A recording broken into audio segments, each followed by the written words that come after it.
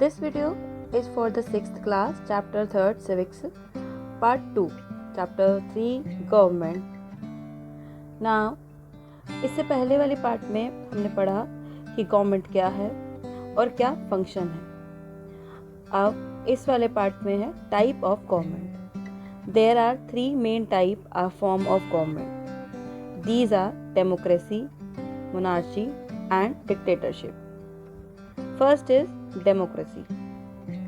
In democracy, people are supreme. It is the people who give the government the power to make decision and enforce law. यानी कि जो democracy है उसमें जो supreme यानी कि जो पावरफुल होते हैं, जो मेन होते हैं, वो लोग होते हैं. वही एक गवर्नमेंट को पावर देते हैं डिसीजन करने की और लॉ को बनाने की. They do this through elections in which electors vote for the government from a number of political parties. In fact, people vote for particular person or candidate and elect them. इसके अंदर लोग election करते हैं, अपने एक elect करते हैं, वो वोट करते हैं गवर्नमेंट को, एक पॉलिटिकल पार्टी को करते हैं. इवन वो किसी एक पर्टिकुलर पर्सन को या एक कैंडिडेट को भी इलेक्ट कर सकते हैं. These elected person from the government, in this system the government is directly responsible toward the people. It has to explain its actions and defend its decision to the people. Most countries in the world have a democratic form of government, for example India, America, etc. यानी कि इसके अंदर जो लोग elect होते हैं, यानी कि जो लोग हैं वो चुने जाते हैं, वोट करके गवर्नमेंट में आते हैं, तो वही जवाबदेही होते हैं अपने किसी भी डिसीजन और अपने किसी भी फैसले के लिए. वही जो है दुनिया के लोगों को या अपनी कंट्री के लोगों को हर चीज़ का जवाब बताते हैं कि उन्होंने ऐसा क्यों किया या क्या क्या वजह है इसके पीछे.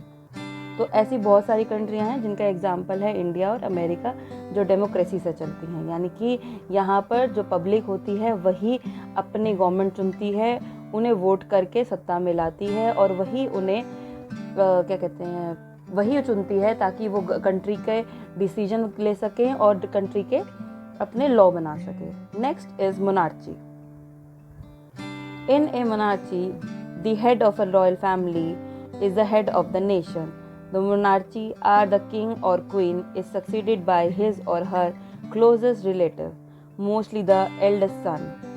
In hereditary successions, in this system, the monarchs take decision and run the government with the help of a small group of ministers or advisors.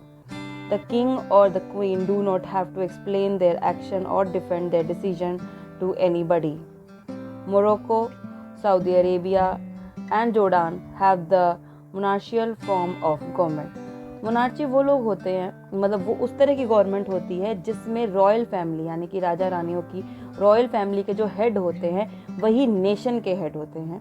उसके अंदर वो क्वीन और किंग भी हो सकते हैं और वो अपने किसी भी बड़े को अपनी जगह दे सकते हैं. इसके अंदर उन्हें अपने डिसीजन जो होते हैं वो खुद लेते हैं. उसके लिए उन्हें पब्लिक को कोई भी जवाब देने की ज़रूरत नहीं होती, कुछ भी एक्सप्लेन करने की नीड नहीं होती, और वो अपने एक स्मॉल ग्रुप ऑफ मिनिस्टर की मदद से एडवाइजरी करके सारे काम करते हैं, पर वो अपनी पब्लिक को किसी भी तरह के अपना फैसले का जवाब नहीं देते. Next is dictatorship. In a dictatorship, people have no right and all the power rests in the hand of one man. That is, there is a single ruler with absolute power. Most dictators gain power either through a military takeover by seizing leadership from an existing ruler. In this system, citizens cannot raise any question but the government and its method of functioning. A citizen is not the master of his fate.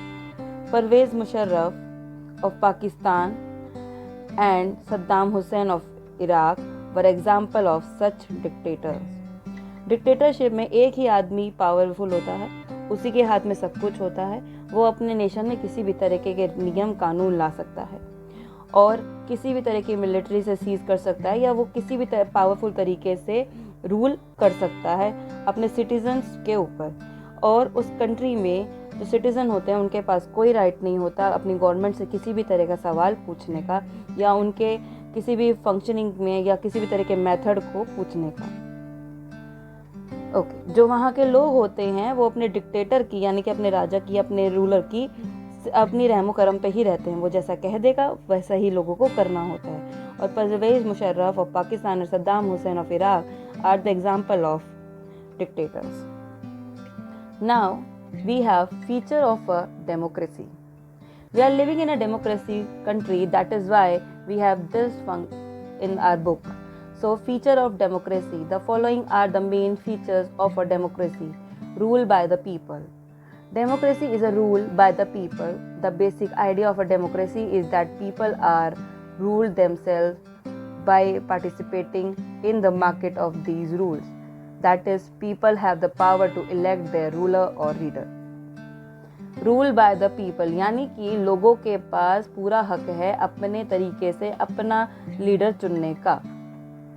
वो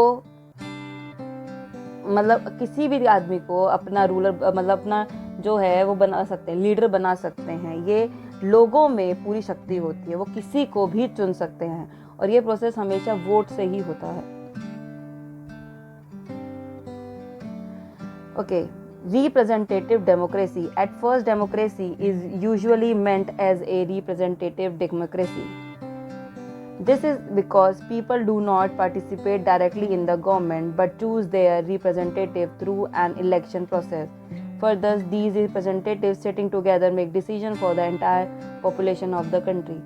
भाई इतने सारे लोग इकट्ठे तो government में जा नहीं सकते, तो वो अपना एक नेता चुनते हैं, उस अपने नेता को गवर्नमेंट में भेजते हैं, फिर वो गवर्नमेंट में जाके उनके लिए उनकी आवाज़ बनता है और उनके ही लोग मिलजुल कर कोई ना कोई फैसला या कोई अच्छा रूल निकालते हैं ताकि लोगों को सुविधा मिल सके, उनके लोगों को हर तरह की सुविधा मिल सके।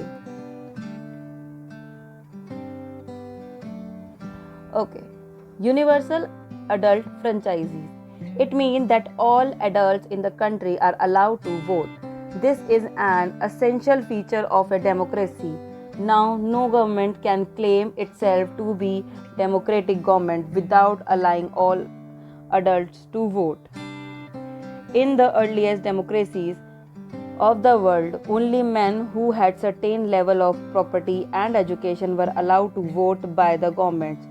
That is the women, the poor and the uneducated person were not allowed to vote. Universal adult franchise का मतलब है कि हर तरह के बड़े आदमी को यानी कि 18 से प्लस हर आदमी को पूरा हक है अपना वोट डालने का, अपनी गवर्नमेंट चुनने का। पर क्या होता था कि पहले के लोगों में जो लोग पावरफुल होते थे, जिनके पास बहुत प्रॉपर्टी होती थी और जो एजुकेशन सिस्टम में होते थे, उन्हीं मेंस को अलाउ होता था वोट देने का। वहाँ उस टाइम पे वुमेन्स को या पुअर लोगों को या अनएजुकेटेड लोगों को अलाउ नहीं था। पर जब तक आपके यहाँ मतलब आपके देश में हर तरह के आदमी को जो 18 प्लस है उसे अलाउ नहीं करते तो उसे कंट्री को डेमोक्रेटिक नहीं मानते। तो हमारे यहाँ डेमोक्रेसी को प्रॉपरली चलाने के लिए हर अडल्ट को यानी कि 18 से प्लस हर आदमी को अलाउ है कि वो अपना वोट डाल के अपनी सरकार, अपना रिप्रेजेंटेटिव, अपना लीडर गवर्नमेंट में चूज कर सकता है। Here we have some case in India. Before independence, India also witnessed discrimination on certain basis. Only a small minority was allowed to vote, but our great political leader like Gandhiji strongly opposed it. Such practice was undoubtedly a form of discrimination. Gandhiji rightly demanded that every adult in India should be given the right to vote. Only a small minority cannot be given the right to decide the fate of the majority. The person who honestly worked day and night should be deprived of voting for the crime of being a poor man.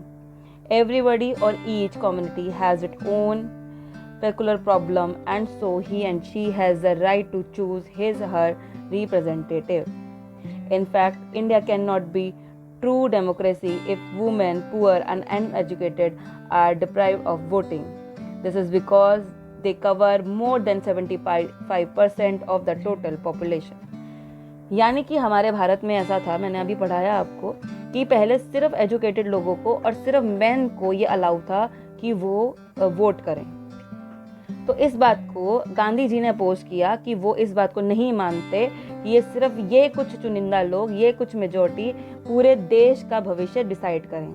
उन्होंने कहा India में हर adult को, यानी कि हर बड़े आदमी को, हर as में बड़े आदमी को, अब 18 प्लस जैसे एज है, उससे पहले 14 प्लस एज थी, तो हर 14 प्लस और 18 प्लस को ये अधिकार है कि वो अपना वोट डाले और अपना लीडर खुद चुने, अपनी मर्जी से चुने।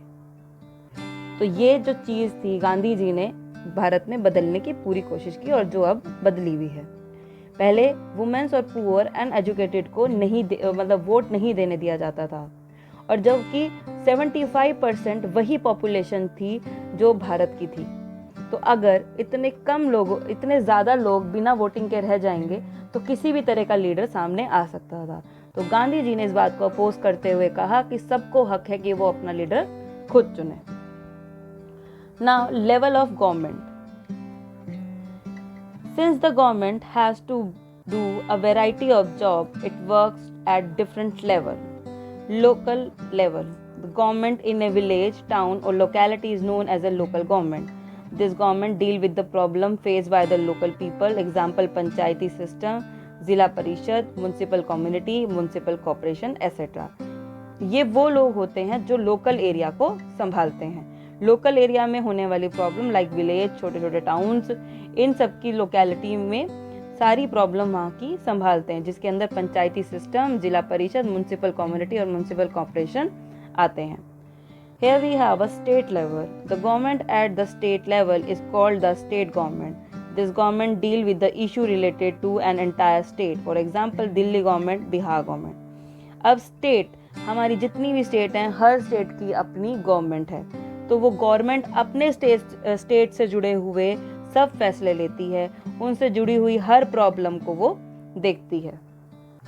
Now we have national level. This government at the national level is known as the national government और द सेंट्रल गवर्नमेंट और union government. It deal with the issue relate to the entire country, for example Indian government, यानी कि पूरे भारत को संभालने वाली Delhi government, मतलब दिल्ली में इनका हेड ऑफिस होता है, और नेशनल गवर्नमेंट जो होती है पूरे भारत की प्रॉब्लम को संभालती है, पूरे भारत से जुड़े हुए फैसले लेती है। जैसे कि अभी बीजेपी की सरकार है, तो मोदी जी जो पीएम हैं बीजेपी सरकार के, वो हमारे पूरे भारत के लिए फैसले लेते हैं कि हमें लॉकडाउन करना है, नहीं करना है, या किस तरह खुद को सेव करना है। तो ये चैप्टर बस इतना ही। नेक्स्ट चैप्टर के लिए आप यूट्यूब चैनल को ज़रूर देखें।